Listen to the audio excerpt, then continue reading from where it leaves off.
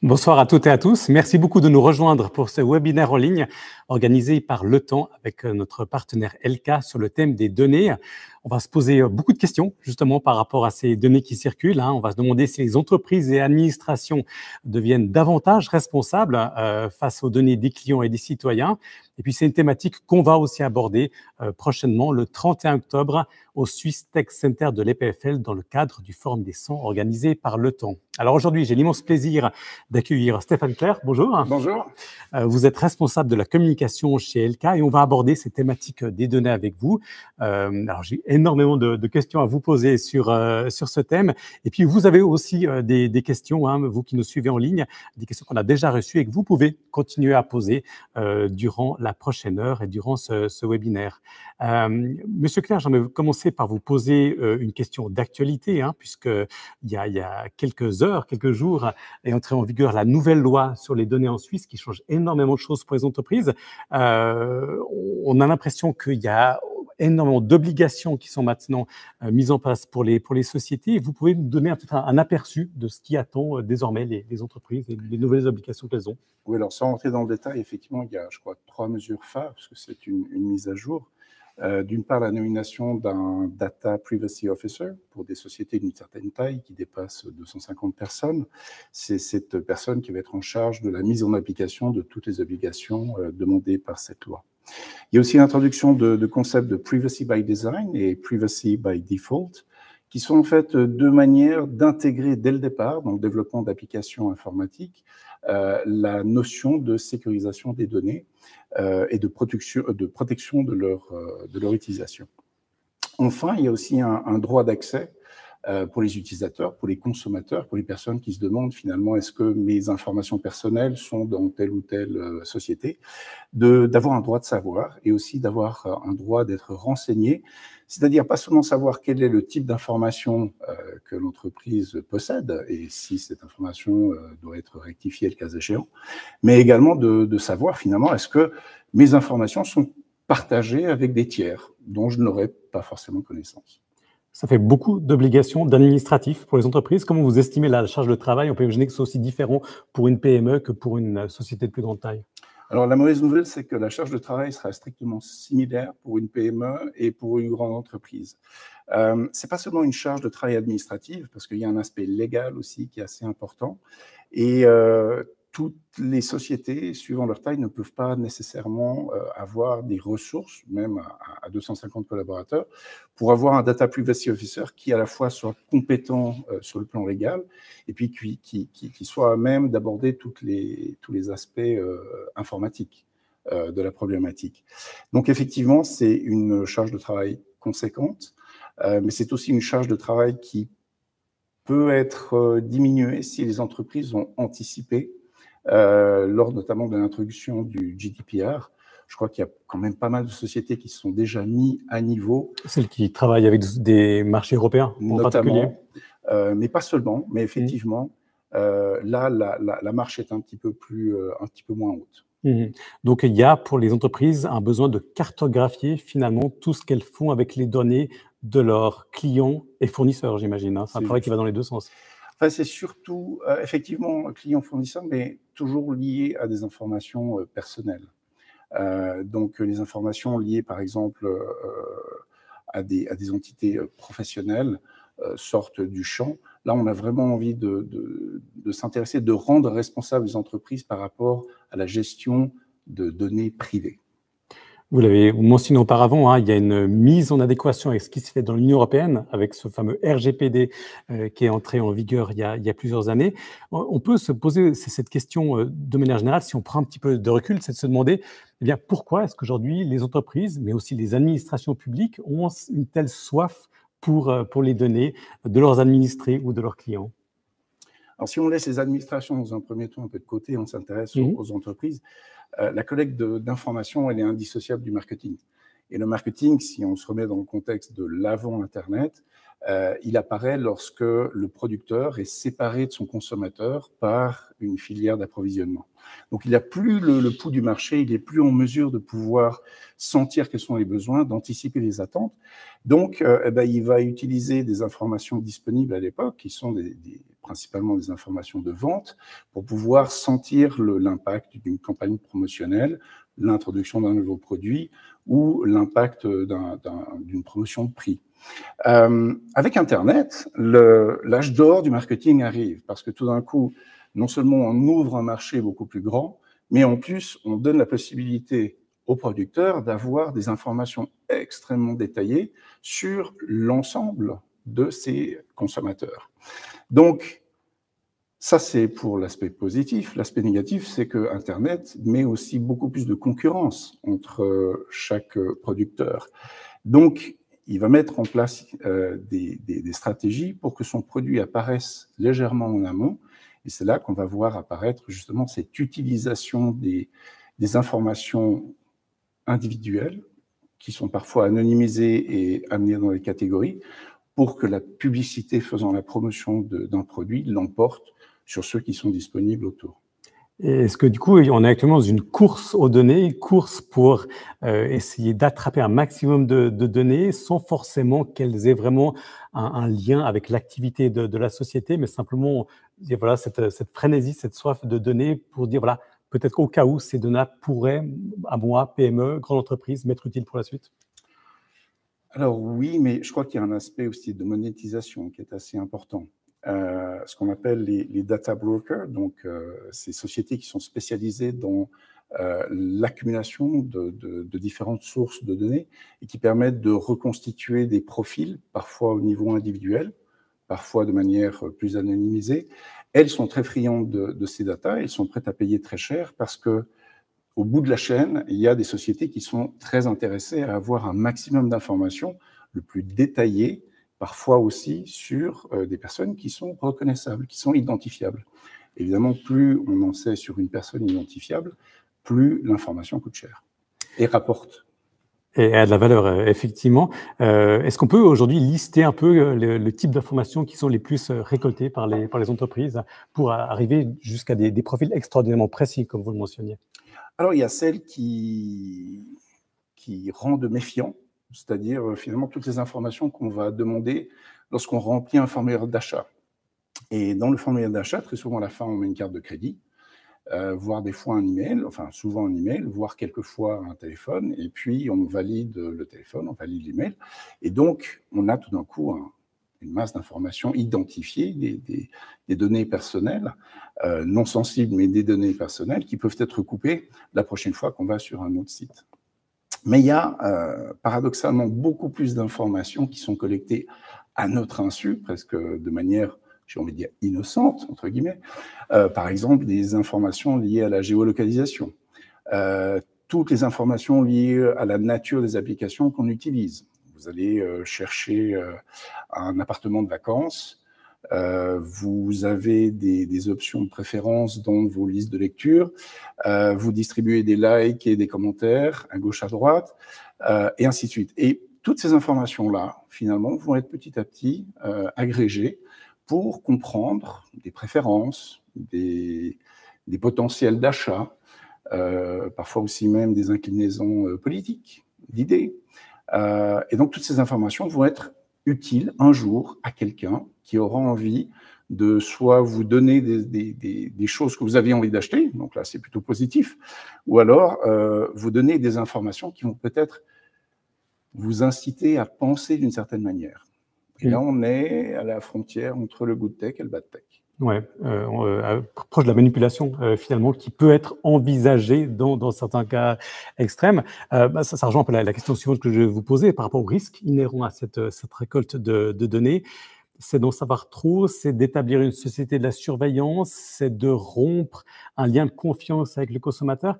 On entend beaucoup, par exemple, autour de soi depuis des années, des gens qui font des recherches sur les réseaux sociaux ou qui scrollent simplement sur Facebook, Instagram ou X, anciennement Twitter, et qui disent « Ah bah tiens, je vois de la publicité pour un type de vacances ou bien une voiture dont je viens de parler avec des amis. Est-ce que le micro de mon téléphone est activé sans que je le sache par ces géants de la tech? Alors, ça n'a jamais été prouvé que c'était le cas, il n'y a jamais eu de preuve par rapport à ça. Mais on peut imaginer que ce que vous disiez, cette création de double numérique, eh bien, on arrive à ça. Il n'y a pas besoin d'écouter les gens, il suffit de les monitorer en quelque sorte de manière assez fine pour le savoir. Alors, là, on est vraiment dans quelque chose de très sophistiqué. Et des fois, on se rend compte que finalement, ces algorithmes ou cette approche de profilage, elle est faite de manière un peu plus amateur, même si le coût pour celui qui place sa publicité elle-même. L'exemple de la semaine passée, on a cherché un masque de carnaval qu'on voulait utiliser en groupe. Donc on avait quatre personnes, 4 couleurs. Chacun est allé sur le site pour choisir la couleur. Eh bien, dans l'heure qui a suivi, toutes les publicités, c'était des publicités de masques de l'enseigne sur laquelle on avait été sur la page. Donc, c'était presque un fait manqué, parce qu'on avait déjà choisi d'acheter ce masque. Et par contre, on était bombardé de publicités derrière. Donc, je pense qu'il y a effectivement, suivant le degré de sophistication, on peut avoir des informations comme ça qui apparaissent de manière trop évidente, et des fois, c'est beaucoup plus subtil. Ce que vous dites, c'est que justement, même si on a cette sorte de création d'un double numérique de nous-mêmes avec toutes ces données, eh bien, des fois, comme vous disiez, c'est assez amateur et ça n'atteint pas du tout son cible, ou bien sa cible, ou c'est trop gros et ça déclenche pas du tout une envie ou un acte d'achat de la part du consommateur que nous sommes. Et au contraire, comme vous l'avez dit avant, ça renforce une défiance. Ce qui est un problème, parce qu'il y a quand même des avantages à la collecte d'informations pour le consommateur. Alors justement, ce qu'on entend de la part de certains internautes, c'est de dire, bah, voilà, moi, oui, j'ai envie d'avoir de la publicité ciblée parce que ça va correspondre justement à mes besoins et à mes recherches sur Internet. C'est ça, et puis ça donne aussi accès, ça finance aussi un accès gratuit à des services qui sont aujourd'hui presque indispensables. Je pense à un Google Maps, ou je pense à d'autres services développés par Google qui, on le sait, est très en tête dans la collecte d'informations. Et finalement, c'est quand même... On aurait envie de dire, est-ce que si moi, je vous dis, écoutez, voilà toutes les informations que Google collecte sur vous, vous allez vous dire, non, j'arrête. C'est très difficile. Vous sentez comment justement parce que voilà, les médias parlent beaucoup de ces affaires, il y a beaucoup d'activistes de protection des données qui dénoncent des cas, mais comment est-ce que vous sentez aujourd'hui les consommateurs, finalement les internautes? Est-ce qu'on va vraiment vers le fait de vouloir protéger au maximum ces données, ou bien plutôt non, de dire, bah voilà, écoutez, de toute façon, les gens de la tech ou d'autres sociétés savent énormément sur nous, finalement ça m'est égal. Comment vous sentez aujourd'hui le sentiment parmi les consommateurs? J'ai envie de dire, il y a peut-être deux approches. Il y a l'approche de mes informations, mes préférences, on me suit, et puis on dégage des enseignements et on essaye de me proposer des choses. Libre à moi de les accepter, personne ne me force à acheter des choses qu'on me propose de consommer. Là où ça devient peut-être plus délicat, en tout cas de mon point de vue, c'est lorsqu'il y a un profilage avec une identité derrière. Là, ça peut créer vraiment, à mon avis, des situations où on n'est plus dans une anticipation de l'offre ou de la préférence, mais dans une potentielle gestion du risque. Si, par exemple, on découvre que j'ai un certain comportement qui laisse supposer que je suis inquiet par rapport à mon état de santé, ça pourrait être une information intéressante à quelqu'un chez qui j'ai une assurance, qui pourrait se demander, est-ce que là, j'ai pas un profil à risque? Si j'ai un comportement assez enthousiaste sur Internet, mais que je montre une certaine indécision dans mes choix politiques, il est fort possible que je sois ciblé pour recevoir de l'information juste avant l'élection afin de m'encourager ou de m'influencer d'une manière que je n'aurais peut-être pas pensé, ou à laquelle je ne suis pas prêt. Et on voit que sur les réseaux sociaux notamment, plus les gens sont centrés sur des positions pas nécessairement extrêmes, mais des positions arrêtées, et plus l'information qu'ils vont recevoir les confirme dans ces convictions. Oui, on parle de ces bulles qui sont sur les réseaux sociaux qui sont là. Vous parliez des données de santé que j'ai pas forcément eu de partager avec tout le monde. Ça fait penser à cet exemple extrême aux États-Unis, avec certains États qui commencent à criminaliser l'avortement, et puis justement des données de recherche sur Google qui sont utilisées maintenant dans certains cas-là. On est vraiment dans un extrême aujourd'hui. A priori, il n'y a pas de choses similaires en Suisse ou en Europe où on va vers un profilage par rapport à la santé. Il n'y a pas de cas avéré. Pas à ma connaissance. Est-ce que, si on revient juste en Suisse avec cette nouvelle loi sur les données, est-ce qu'on peut imaginer maintenant que ça va créer une sorte de cadre général de protection justement contre ces dérives extrêmes ou bien même contre d'autres pratiques qu'on juge aujourd'hui pas adéquates en 2023? Cadre de protection, je ne sais pas. Par contre, un cadre de prise de conscience. On a vu récemment certains comportements toxiques être attaqués de front sur la place publique. Je pense notamment au mouvement MeToo. Je pense à des régulations comme l'empreinte carbone ou la responsabilité sociale. Et on a vu que ces mouvements ont permis des changements sociétaux à assez courte échéance.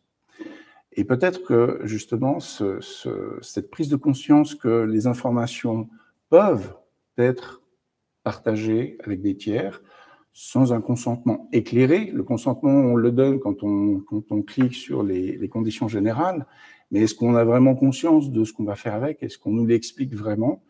Peut-être que ce cadre, maintenant, va inviter la population à être plus attentive. Et vous parliez de confiance de nouveau. Pour les entreprises, ce sera peut-être aussi l'occasion de se positionner par rapport à la concurrence, par rapport à cette confiance. Vous y voyez donc plutôt globalement du positif par rapport à ce cadre qui, on l'a dit auparavant, qui impose énormément d'obligations, peut-être pour certaines entreprises à la limite de la bureaucratie. Il y a quand même une sorte de cercle vertueux qui pourrait être lancé ainsi? Probablement, et je pense que certains trouvent que la loi ne va pas assez loin si on la compare par exemple au GDPR, à certaines sanctions aussi. Exactement. Surtout, je dirais le bâton est un peu plus petit. Maintenant, peut-être que par rapport au champ d'application, le temps nous dira si c'était une grosse marche ou une petite marche. Je pense en tout cas qu'on va dans la bonne direction. Et il faut laisser un peu de temps pour voir comment est-ce que l'ensemble des acteurs qui sont concernés par cette loi vont réagir et s'adapter. La dernière mouture de la loi date d'il y a 31 ans, donc il a fallu beaucoup de temps au niveau du politique pour réviser cette loi, parvenir à un accord. Donc on connaît le contenu de la loi depuis plusieurs années maintenant. Est-ce que vous sentez que les entreprises ont déjà fait des pas importants pour s'adapter, qu'il y a eu cette prise de conscience déjà? On parlait du RGPD européen auparavant, avec lequel les entreprises suisses doivent déjà travailler pour une grande partie d'entre elles. Il y a déjà un travail qui a été fait de votre point de vue, de ce que vous sentez dans le marché?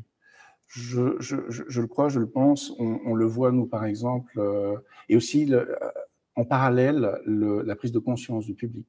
À partir du moment où, sur chaque site Internet que vous allez visiter, maintenant, vous avez cette fenêtre qui s'ouvre et qui vous demande quels sont les traceurs que vous autorisez. On voit beaucoup de gens refuser, si possible, tout. Donc, je pense que cette prise de conscience, elle va de pair avec le travail aussi auquel se soumettent les entreprises en termes d'adaptation par rapport à ces attentes qui, à mon avis, vont aller grandissantes de la part du grand public. La pression, elle va venir d'où? Surtout du grand public, justement, des clients, fournisseurs, ou bien de cette autorité de surveillance? On dit que c'est une sorte de tigre de papier finalement, et que ce soit le préposé fédéral ou bien les autorités dans certains cantons n'auront pas forcément un pouvoir très important de sanctions. La pression, elle va venir surtout d'où? Ou est-ce que ce sera un mélange justement de ces différents acteurs? Je ne serais pas surpris que les habitudes et les attentes des consommateurs soient une source plus importante de pression que effectivement le cadre légal tel qu'il est actuellement, bien que celui-ci va déterminer aussi une mobilisation au niveau cantonal des ressources nécessaires pour s'assurer que la loi est appliquée. On parlait lors du webinaire précédent de cybersécurité et de faire attention aux risques pour les entreprises, risques aussi réputationnels qui peut être très important.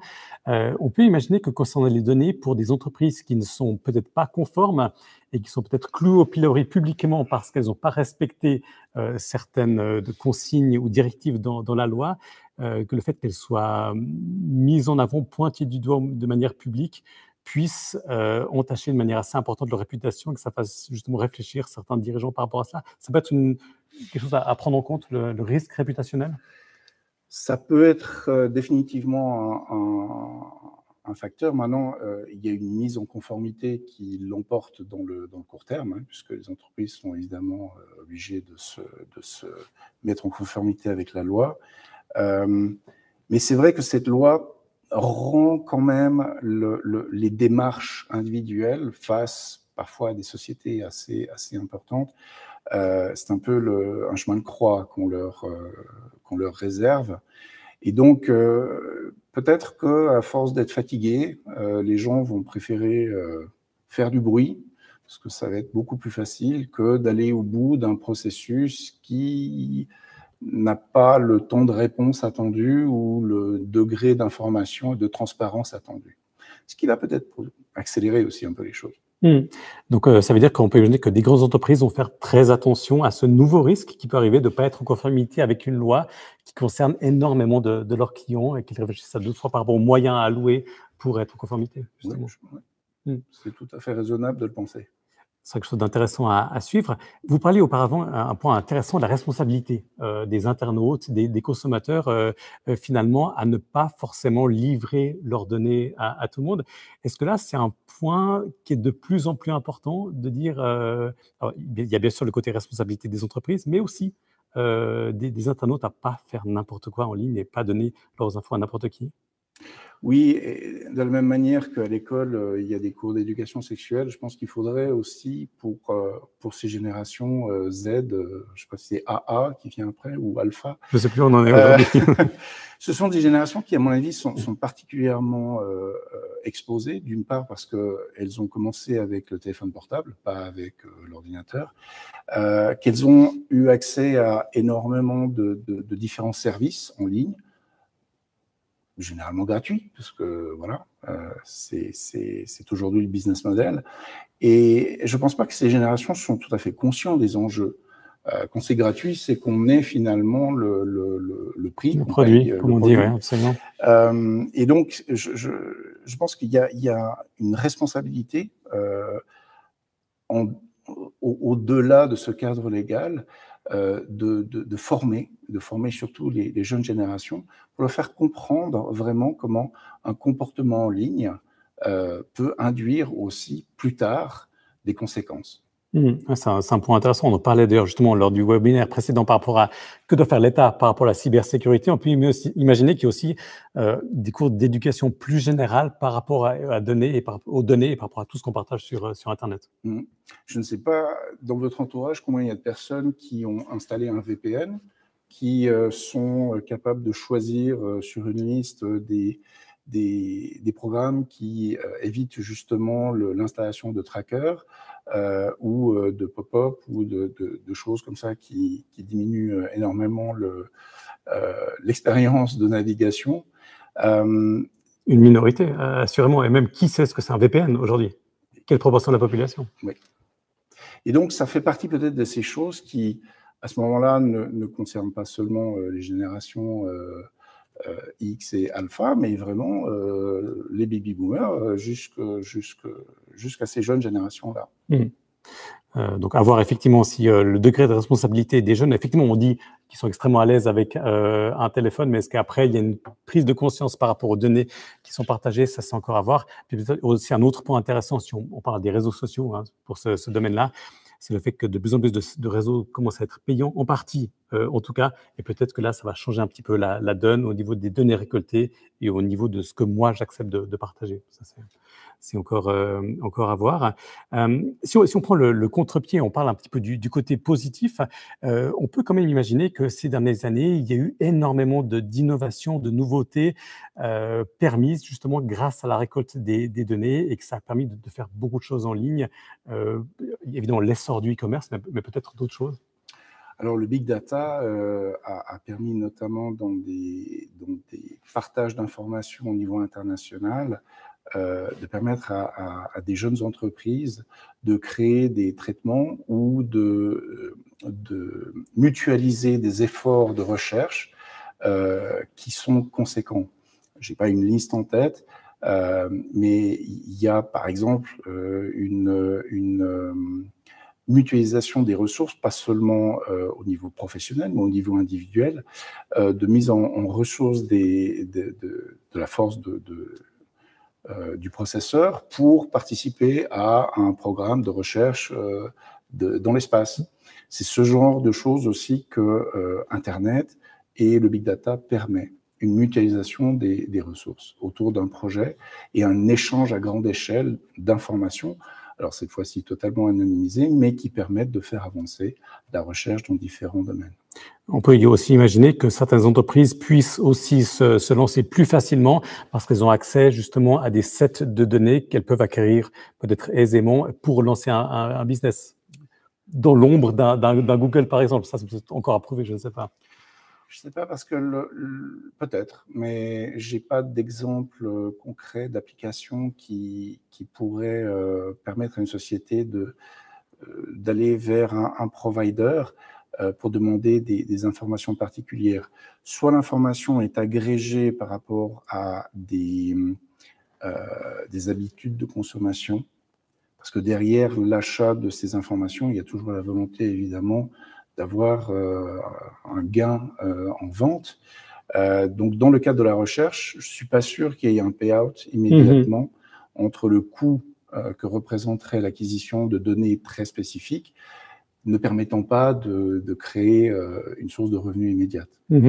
Alors, on a d'ailleurs eu tout récemment un message d'un chercheur dans une université en Suisse qui disait voilà, que le RGPD et peut-être la nouvelle loi en Suisse va même peut-être handicaper la recherche en rendant plus difficile justement l'accès à certaines données. Donc on voit que c'est un équilibre extrêmement difficile à trouver. Peut-être encore une question d'un internaute qui a le pseudo Marsupilami qui se demande est-ce que la Suisse n'a-t-elle pas 3 trains de retard par rapport à l'UE? Alors déjà que la nouvelle loi sur les données arrive 5 ans plus tard, les sanctions sont peut-être a priori moins dissuasives. Comment est-ce que vous estimez ceci? Ou est-ce qu'on va de toute façon quand même dans la bonne direction avec cette loi qui est assez proche? On est un pays de consensus. Donc voilà, il y a des avantages et des désavantages. Effectivement, l'Union européenne a réagi un peu plus vite et je crois que c'est tout à son honneur. Je pense que la Suisse ne démérite pas en adoptant une législation qui est de loin moins permissive que celle qui prévaut aux États-Unis. Si on a une en la matière, parce que c'est encore à prouver. Effectivement, on voit qu'il y a une très grande différence effectivement entre les législations sur le vieux continent, comme on dit, et puis aux États-Unis. Une question que nous a posée Arnaud en ligne, qui est intéressante par rapport à la communication justement. Quel rôle joue la communication entreprise dans la manière dont les entreprises justement gèrent les données des clients et des citoyens? On peut imaginer que c'est une question qu'on peut vous poser en 2 temps, à l'interne et à l'externe par rapport aux données. On imagine qu'il y a un immense travail à faire des 2 côtés. Oui, il y a un travail de facilitateur parce que très souvent, les services qui reçoivent ou qui pourraient recevoir des sollicitations allant dans le sens d'un droit de savoir, droit d'être enseigné, ne sont pas nécessairement les services qui ont accès à ces informations. Donc, on a d'un côté l'informatique avec des personnes, un nombre très limité de personnes qui peuvent accéder à ces informations, les retirer et les partager, et puis les personnes qui vont recevoir cette information. S'il n'y a pas un processus d'échange, très souvent, ça se perd dans l'avalanche de mails et de tâches journalières. Et puis, c'est comme ça qu'il n'y a pas de réponse, il n'y a pas d'efficacité. Donc, je pense que la communication d'entreprise en termes internes peut aider à mettre en place de la formation, de la communication, puis surtout d'aider à trouver un processus efficace, que ce soit avec les équipes du marketing digital, si les sollicitations viennent par le biais d'un site internet, que ce soit par l'administration des ventes, que ce soit par même le personnel de réception, afin que chacun sache où diriger cette information. Et puis après, évidemment, par rapport à l'externe, bien, il y a la mise à disposition de toutes les conditions générales d'utilisation, la politique de confidentialité, qu'il importe aussi de mettre sur les différents supports, qu'ils soient virtuels, que ce soit le site internet ou que ce soit des fiches produits, etc. Donc de ce point de vue-là, il y a tout un accompagnement qui peut se faire, qui doit se faire, parce que les départements concernés ne communiquent pas naturellement ensemble. Et n'ont pas forcément envie de partager ces données, ou peut-être pas l'habitude de partager ces données. Vous parliez tout au début dans votre première réponse de la nomination, en tout cas pour les grandes entreprises, d'un responsable des données. C'est une personne qui va embêter tout le monde, beaucoup de monde dans l'entreprise, on peut imaginer. C'est surtout une personne qui va avoir une grosse responsabilité, parce qu'aux yeux de la loi, c'est vraiment la personne vers qui on le premier répondant. Qu'est-ce qui s'est passé ou qu'est-ce qui ne s'est pas passé. Donc effectivement, c'est lui qui va aborder ces aspects-là d'implémentation. Un choix judicieux, ça peut être aussi de choisir la personne qui est en charge de la sécurité informatique. Parce que les éléments de protection d'information et de sécurisation de l'aspect de l'utilisation de ces données vont de pair. Donc, il a déjà une vision assez globale de par l'aspect sécurité, cybersécurité. Si le travail a été bien fait jusque-là, on a vu la semaine passée que la cybersécurité pour ces entreprises, c'est une notion encore assez vague, hein, malheureusement. Et donc, d'avoir la même personne qui chapeaute les deux, ça peut être aussi un choix judicieux. Une question d'une internaute, Marianne, qui se demande voilà, quels sont aujourd'hui les défis les plus importants en matière de protection des données pour les entreprises. Qu'est-ce que c'est? Ça peut être tout simplement déjà à la base de cartographier justement tous ces flux. D'où viennent les données? Quelles données je récolte? Qu'est-ce que j'en fais? Des questions aussi basiques que ça, les entreprises doivent aujourd'hui se les poser, j'imagine. Oui, parce que les données aujourd'hui, elles se retrouvent dans différents endroits. Encore une fois, en fonction du business model, si on parle d'une entreprise qui fait du business avec d'autres entreprises, il n'y a pas la même exposition que si on a une entreprise qui s'adresse à, par exemple, de la vente en ligne, donc une partie de son revenu implique aussi la gestion d'informations liées à la carte de crédit. Donc, il y a beaucoup de services qui vont être concernés, les achats, évidemment la facturation, la comptabilité, etc. Donc, la même information va pouvoir se retrouver sur différentes tables, différents systèmes. Et donc, il faut s'assurer que tous ces systèmes présentent la même protection et la même sécurisation en termes d'utilisation des données privées. On entend justement des fois que les entreprises ont des données qui ne sont pas du tout structurées ou bien qui sont présentes sur différents supports, qui ne communiquent pas entre eux, qui ne sont pas forcément compatibles. Des fois, ça peut être dans des mails, des fichiers Excel, des bases de données SAP, je ne sais pas, ou encore ailleurs. Là, on peut imaginer qu'il y a aussi un travail de, entre guillemets, nettoyage à faire de ces données pour les entreprises. C'est vrai, c'est notamment le cas dans le domaine de la santé, par exemple, où il y a énormément d'acteurs de différentes tailles qui ne suivent pas nécessairement la même gouvernance, qui n'ont pas forcément les mêmes moyens, mais qui sont d'une manière ou d'une autre partie prenante à un moment donné dans le parcours du patient. C'est vrai qu'il y a beaucoup de débats autour du dossier électronique, oui. Mais un des avantages du dossier électronique, c'est justement de pouvoir, de manière sécurisée, amener tous ces acteurs à avoir la même gouvernance, à avoir la même approche de stockage et de gestion de l'information et de partage de l'information de manière sécurisée. Donc ça peut être un effet secondaire positif finalement de cette nouvelle loi, c'est de faire que les données soient structurées et que les acteurs puissent mieux communiquer entre eux par rapport à ceci, accès au même niveau d'information. Ça offre un gain aussi d'efficience et donc de coût Et le coût de la santé est un sujet aussi récurrent en Suisse. Oui, on le verra d'ailleurs certainement dans quelques jours avec l'annonce des primes pour 2024, absolument. Je vais prendre une question d'Emma qui est intéressante. Comment gérez-vous le dilemme entre la collecte de données nécessaires à l'amélioration des services et la protection de la vie privée des utilisateurs? Et puis, j'ajoute une sous-question. Est-ce que c'est vraiment un dilemme ou est-ce qu'on arrive assez facilement à faire la balance entre les deux, ou bien dans les entreprises, il y aura toujours des tensions entre, je ne sais pas, le département juridique et le département marketing, par exemple? Alors, je crois que le département marketing, encore une fois, à quelques exceptions près, n'est pas intéressé par l'information liée à l'individu. Il est plutôt intéressé par une classe de clientèle. Le groupe. Par exemple, le groupe des 25-35 ans auquel nous appartenons a un certain profil d'achat. C'est ça qui est intéressant. C'est pas ce que Stéphane Clair va acheter plus ou moins. Donc, je pense qu'il n'y a pas vraiment de dilemme à ce niveau-là. Le dilemme, il est plus dans la monétisation d'informations qui sont transmises dans le cadre d'un échange de services ou d'un achat de services, et qui après disparaît. Il y a un voile un peu opaque. Oui, revendu à des tiers peut-être. C'est ça, la monétisation. Donc, ce que l'entreprise qui devient responsable de ces informations fait de ces informations, c'est ça en fait que cette nouvelle loi vise en particulier à éclaircir, c'est ce devoir d'obligation d'information sur qu'est-ce que je fais avec vos informations.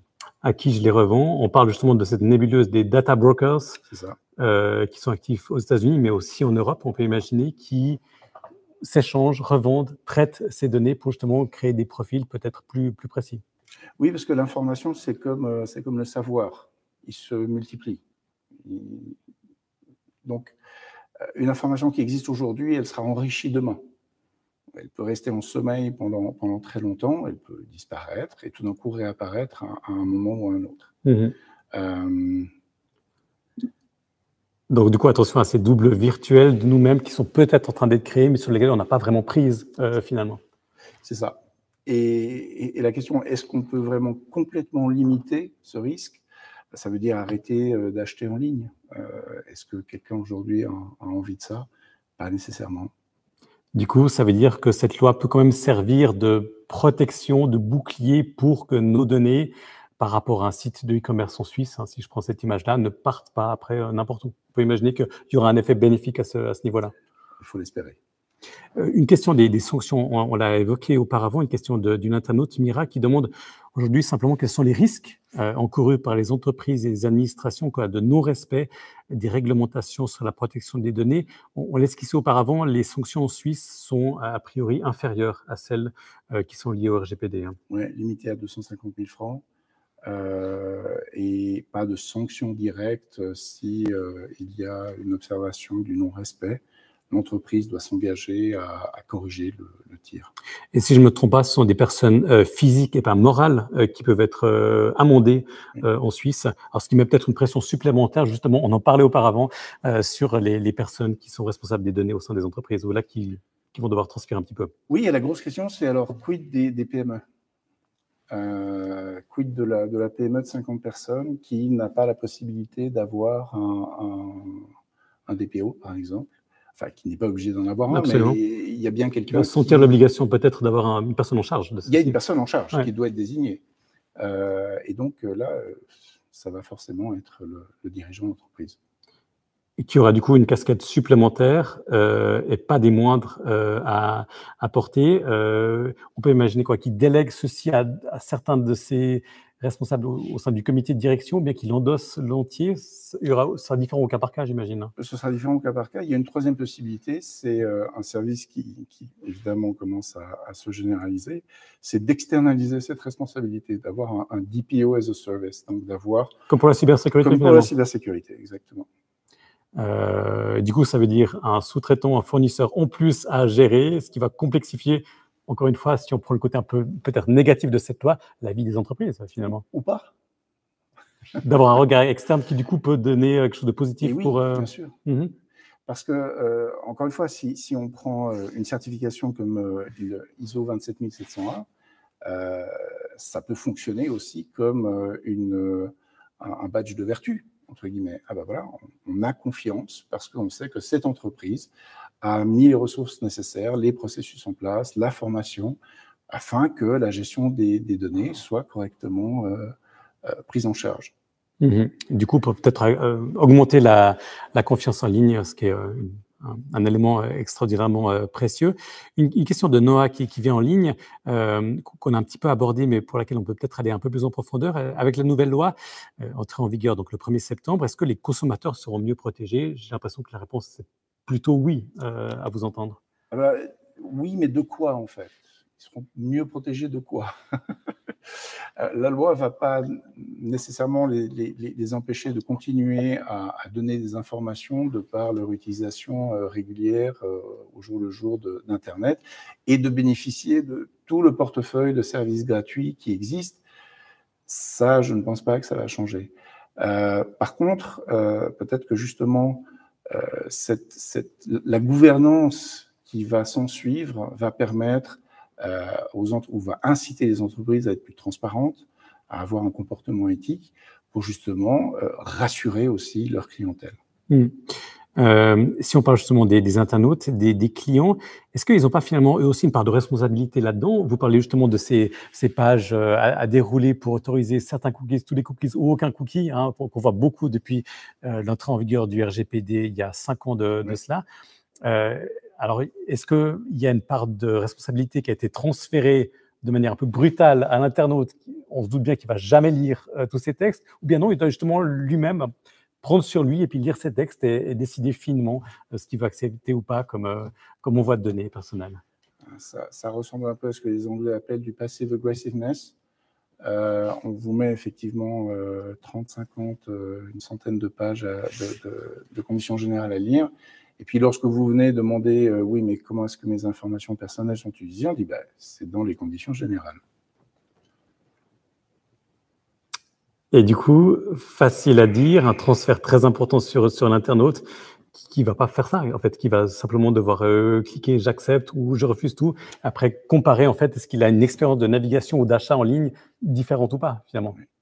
Il y a 20 ans, j'ai été confronté à ce cas-là, avec un jeu en ligne et j'étais très méfiant, alors je commence à lire et j'avais un ami qui était à côté, il dit « tu veux jouer, tu veux pas jouer ». Voilà, bon, ça s'est résumé à ça finalement. Donc à voir effectivement si le comportement des internautes en Suisse va être ceci ces prochains temps par rapport à ces messages. Une question de gens qui nous posent une question sur le futur. Comment est-ce que la réglementation sur la protection des données va évoluer ces prochaines années et quelles seront les implications pour les organisations? On voit que l'Europe, puisque la Suisse continue à suivre évidemment le train européen et à adapter sa législation, va bientôt légiférer sur l'intelligence artificielle. On peut imaginer qu'on va aller vers un resserrement et une augmentation des obligations pour les entreprises et par ricochet, une protection accrue pour les internautes ou ce ne sera pas forcément aussi évident que ça, si vous avez une boule de cristal? Disons que quand on voit actuellement ce qui se passe avec certaines utilisations d'intelligence artificielle, on est en droit de se demander si effectivement il faudra pas bientôt légiférer, mais pas dans 30 ans, parce que l'évolution est vraiment très rapide. Très, très vite. Ouais. J'ai en mémoire l'exemple d'une société qui s'appelle Clearview AI, oui. Qui avait été siphonné les informations visuelles, donc les photos. Nos photos peut-être sur les réseaux sociaux. Sur les réseaux sociaux. Et grâce à ça, la police de New York avait pu identifier un manifestant. Et ça pose effectivement des questions de gouvernance déjà. Et puis ensuite, de se demander, enfin, on prend conscience de tout ce qui se passe de l'autre côté, dans l'arrière-cour finalement, où il peut y avoir déjà aujourd'hui des utilisations, du recours à l'intelligence artificielle pour peaufiner des profils ou projeter des tendances comportementales d'achat ou autres. Et là, on peut imaginer qu'il y a aussi un débat entre le côté good tech, bad tech. Est-ce que c'était bien d'utiliser ces données pour identifier un manifestant, est-ce qu'il avait commis un crime grave ou pas? Est-ce que ça a aidé la justice ou bien justement c'était des moyens totalement disproportionnés pour arriver à ses fins? Ça, c'est un débat qui va durer très longtemps, on peut imaginer. Et qui se complexifie lorsqu'on sait que dans le même temps, il y avait des activistes qui développaient des applications similaires pour identifier les policiers qui étaient aussi... Ça va dans les deux sens. Ça va dans les deux sens. Donc, effectivement, l'intelligence artificielle, je crois que j'enfonce une porte ouverte en disant que oui, on sait que c'est quelque chose de puissant. On ne sait pas si c'est une boîte de Pandore ou quelque chose de très positif, mais c'est quelque chose de très puissant, en tout cas. À voir effectivement quel sera le cadre régulatoire européen qui pourrait peut-être entrer en vigueur dès l'année prochaine. Mais c'est encore à voir. Peut-être encore une dernière question prise en ligne avec Marc qui demande si vous avez des exemples de cas où le non-respect de la protection des données a eu des conséquences graves pour une entreprise ou une administration. J'ai l'impression, on parlait auparavant de la réputation, ça c'est déjà un élément qui fait assez mal à ceux qui sont pointés du doigt. Oui, et c'est... Les cas qui ont résonné dans les médias étaient plutôt des cas liés à des problèmes de cybersécurité. Et c'est vrai que c'est je trouve que c'est un petit peu injuste finalement de jeter la pierre à des sociétés qui ont été victimes d'une cyberattaque réussie, parce que ça peut arriver partout. Dans le cadre de la gestion des données personnelles, là, c'est pas la faute à pas de chance. Là, c'est clairement une intention avec un modèle de monétisation, un modèle d'utilisation. Ou une négligence grave de la part de l'entreprise, peut-être? Non, parce que lorsque vous partagez vos données avec une entreprise tierce, c'est volontaire, on ose espérer. Vous le savez. Après, évidemment, en connexe, des trackers qui peuvent être mis à votre insu plus ou moins, mais effectivement, dans le cas de ce que on a pu découvrir récemment, il y a certains modèles qui s'expliquent assez mal. Très bien. Et puis juste pour revenir à ce que vous disiez par rapport aux cyberattaques, peut-être injuste pour certaines entreprises qui ont été montrées du doigt, mais peut-être que ça a pu aider, servir d'exemple d'autres entreprises. Ça, c'est toujours Oui. Une question à se poser dans ce domaine-là qui est extraordinairement sensible. C'est comme si vous dites le buffle qui est sacrifié par l'attaque des lions sauve le reste du troupeau. Oui. Une grande question. On peut du coup terminer avec cette image animalière. Merci beaucoup, Stéphane Clerc, d'avoir passé tout ce temps avec nous pour détailler avec nous les applications de cette nouvelle loi sur les données qui est entrée en vigueur en Suisse, et puis plus globalement de débattre de l'importance de ces données, de leur utilisation, de la responsabilité des entreprises, mais aussi des internautes. Merci beaucoup à vous, en tout cas, pour vos explications. Vous rappelez que cette thématique sera également abordée lors du Forum des 100, le 31 octobre prochain, organisé par Le Temps au Swiss Tech Center de l'EPFL. Merci beaucoup. Merci à vous. Merci, bonne soirée. Bonne soirée.